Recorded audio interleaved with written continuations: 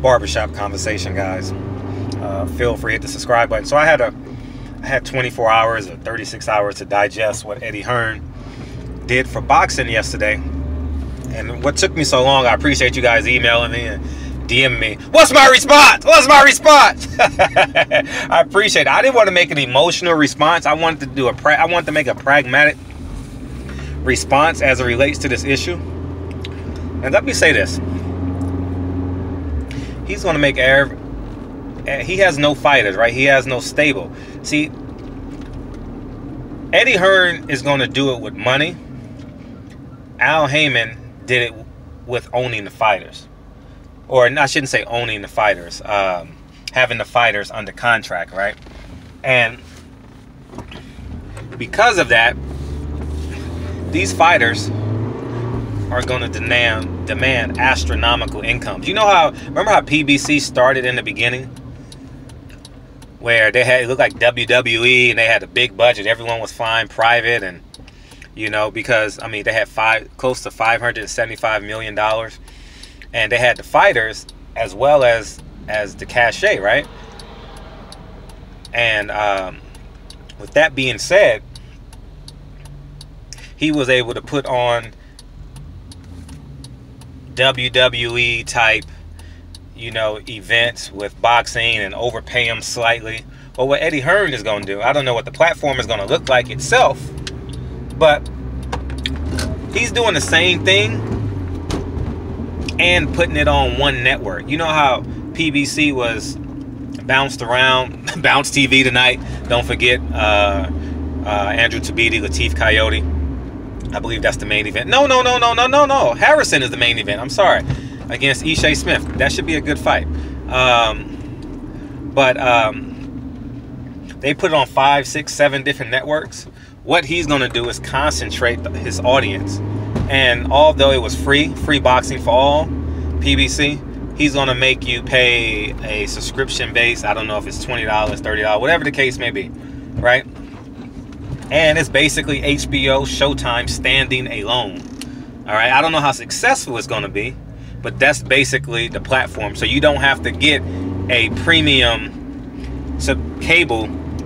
You don't have to get a premium cable, whatever that is. You guys know what I'm talking about. You get the basic cable plus your movie channels, right?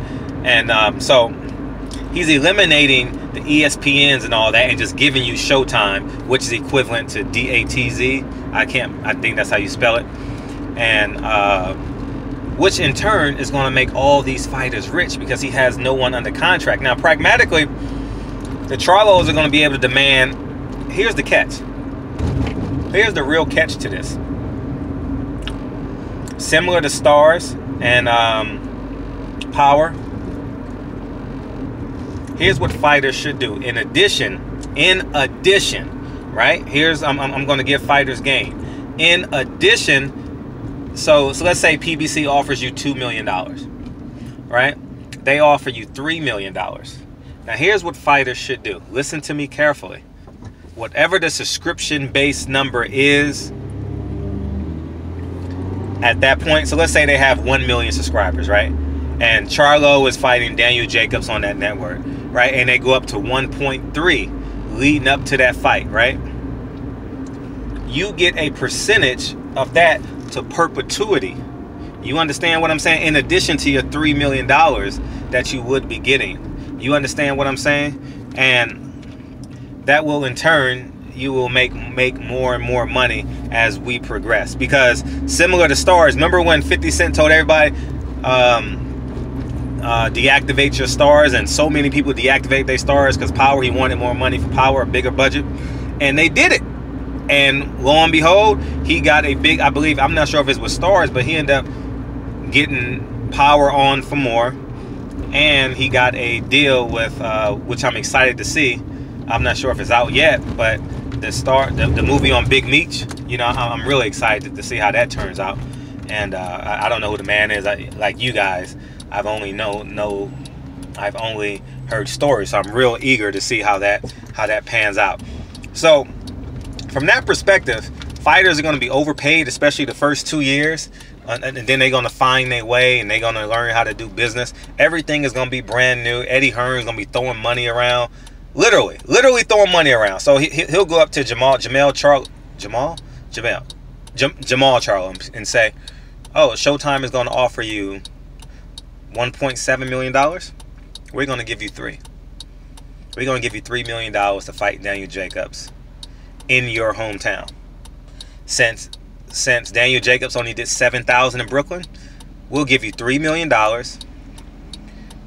We'll get the Ford Arena. Well, you know, you're from Houston, so we'll find an arena in Houston, not Dallas, and we're gonna put on the fight. Right? Makes sense. See, because he has $1 billion to do his stuff. Now, here's the flip side of that. Al Haymon will forever make money. Man, him understanding and knowing the Ali Act has changed the Al Haymon brand forever. And I mean, he's just a flat out genius as it relates to this. Because here's what Al Haymon does. I'm not sure if you guys fully understand. He has them under advisory contracts. I don't know whether it's 5 years, 10 years. I've never seen a contract, or whether it's through perpetuity. I'm not understanding of that. But in order to negotiate a contract, say Danny Garcia, right? He only has one advisor, and I would assume his dad is his manager, right? You got to negotiate with Al Haymon to get the deal done. And I don't know what advisors he get, but he get a percentage. And part 2 to that, you guys need to fully understand where the fuck I'm going with this now. Remember Golden Boy? The reason why there's fights at Turning Stone is not because it's a beautiful place. It's because all the sites are taken up. You understand what I'm saying? And fortunate enough, it was top ranked this weekend. But what Al Haymon does, he locks in all the dates. And so in order to get a fight, you got to get the rights to that stadium, and you got to go through Al Haymon. You understand what I'm saying? So you got to pay them site fees. And being that Al Haymon has been in the game for so long, he never sold his everyone sold their rights to Clear Channel. He was the only one to keep his rights to Clear Channel, and that is a major marketing tool, a major arm in the marketing plan. And he's in turn kept himself relevant in the game behind the scenes for a very long time, and has been utterly successful. So at the end of the day, I'm not talking about we're going to get fights every week, goddamn. Every week from this point forward, we're going to get a fight every week. Whether you know the fighters or don't know the fighters, they're going to have to put some, they're going to have to build these characters up. You know, they're going to have to build, they're going to have to build them up. Go ahead. One second. They're going to have to do a better job at building them up. And so all these American fighters, these are the Earl Spence, the Sean Porters. If you're not getting a fight, you're inactive. You can go over to Eddie Hearn. You can go up to Eddie Hearn, and if you're getting $200,000, he'll pay you $300,000 because they need content. They're starving for content now, and I would assume he's talking to everybody. Everyone should be. Except, I don't care who you are, I don't care what you think about Eddie Hearn as a man. If you're a fighter, you need to be taking his phone call. And I say that respectfully. I don't say that because at the end of the day, it's about your last name. And Al Haymon still remains relevant. He's going to double see what you guys don't understand. Al Heyman's going to God, I don't want to give away this information. But me just being a savvy businessman, I'm going to tell you what Al Heyman's going to do. He's going to bunch up all these fighters together.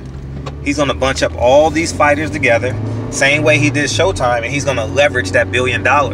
He's going to leverage Eddie Hearn's $1 billion. So you want $1 billion? You got to pay me $100 million up front to negotiate these deals. I'm just being honest with you.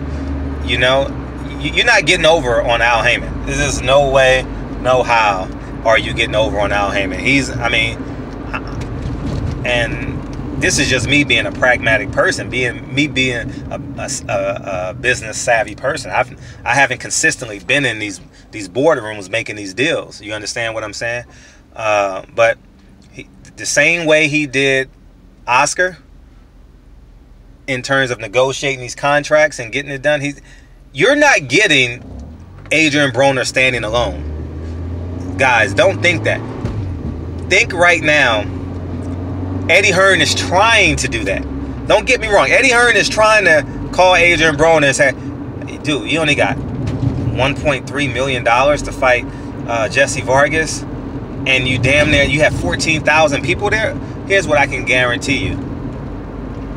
You can get X amount of dollars, but what the fighters need to know, they need to have these incentives. If I can get 100,000 new subscribers to this thing, I need to be paid handsomely for perpetuity, as long as the subscribers don't go below that number in which the fight date started. So if you have 1 million subscribers and it goes to 1.3 million subscribers, Adrian Broner deserves a percentage as long as it stays at 1.3 million. You understand what I'm saying? And it should be a margin there, right? It should be a margin. So maybe 1.25, whatever the case may be. So that's just at the end of the day, man. I'm at my lawyer's office now. So anyways, man, I got to take care of some business stuff. How ironic. I'm talking about business. I just thought about it right now. So, but anyways, man, that's just me pragmatically looking at these fighters are going to get rich. They're going to make an abundance amount of money. Over 8 years, $1 billion. That means he has 108 divided into 100 is 8. 8 times 8 is 64. About 1.11. Hey, that's 80. 11 times 10 is 110. 1.9. They got $109 million. 9 times 8 is 72. About 110, 112, 111, between 110 and 112 million dollars a year is a budget for boxing. That's extraordinary. Whew, that's extraordinary. Over $100 million. I mean, but you got to figure it's gonna. I don't know. I don't know how much it is to put on a fight and what's the responsibilities of promoters and what have you. But anyways, so that's just me pragmatically looking at it. I'll do my emotional video after this, but I wanted you guys to get a understanding of how this works to some degree, and hopefully give you guys some insight. And he thinks he's going to get Adrian Broner by himself. You can't do it. He thinks he's going to get the Jamal and Jamel Charles by themselves. It's not happening. We may never know, right? But in actuality, they've probably been working together all this time. We'll never know. So remember, in order to make a good movie and to keep interest, someone got to be the good guy. Someone got to be the bad guy. And Al Haymon doesn't care which one he is, as you guys can see, because he never talks. So anyways, man, barbershop conversations, man. Feel free to hit the subscribe button, and I'll talk to you guys real soon. Peace.